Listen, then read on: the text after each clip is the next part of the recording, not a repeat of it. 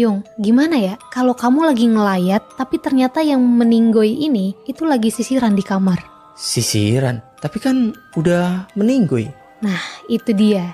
Jadi gini, ini kiriman cerita dari teman kita yang kita samarin aja ya, namanya ini Rahel. Hah? Jadi si Rahel ini punya circle Yung, berempat. Emang teman SMA, mereka ini akrab banget lah pokoknya. Sebesti itu, kemana-mana mereka tuh selalu bareng. Pokoknya udah klop banget lah. Nah, salah satu dari mereka berempat ini ada yang namanya Cahya. Si Cahya ini pernah bilang kalau dia ini tahu ibunya itu kayak suka makan bunga kantil. Dan itu emang udah dari dulu. Hah? Di rumahnya si Cahya ini juga banyak banget kayak sajen-sajen gitu di beberapa spot. Mereka berempat juga udah pada tahu, tapi ya udah aja. Karena si Cahya sendiri juga udah nyeritain kan, kalau ibunya emang kayak gitu. Dan Cahya ini bilang, pokoknya siapa aja yang lagi ada masalah sama ibunya, pasti endingnya itu nggak baik. Entah sakit, gila, atau bahkan lewat. Oke. Tapi Cahya ini nggak tahu jelas sebenarnya ibunya ini emang punya ilmu atau dia itu main dukun.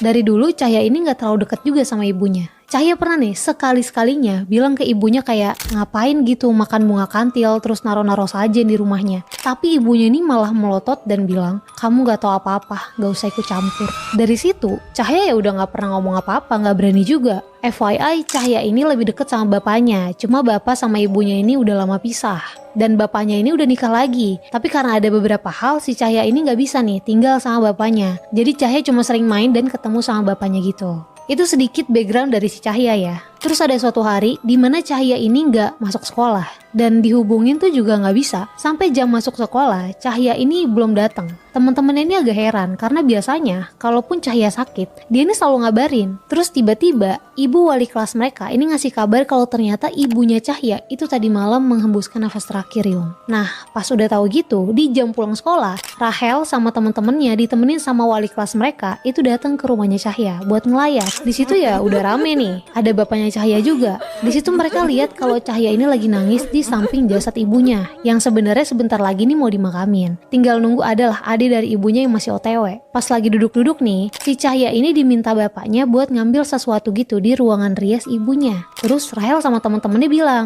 udah kita aja. Terus diarahin nih sama si Cahya letak barangnya itu ada di mana. Rahel sama dua temennya pergilah ke ruang rias ibunya si Cahya. Karena emang udah gak asing juga kan sama tata letak di rumahnya Cahya. Pas mereka masuk, mereka kaget banget Yung. Karena mereka bertiga ini lihat ada ibunya Cahya lagi sisiran di meja rias ruang itu. Mereka bertiga itu semuanya lihat Yung. Jadi ibunya Cahya ini pakai kebaya hitam, rambutnya digerai gitu. Terus dia senyum sambil ngaca dan sisiran. Hah? Di situ dua temennya Rahel itu langsung lari balik ke tempat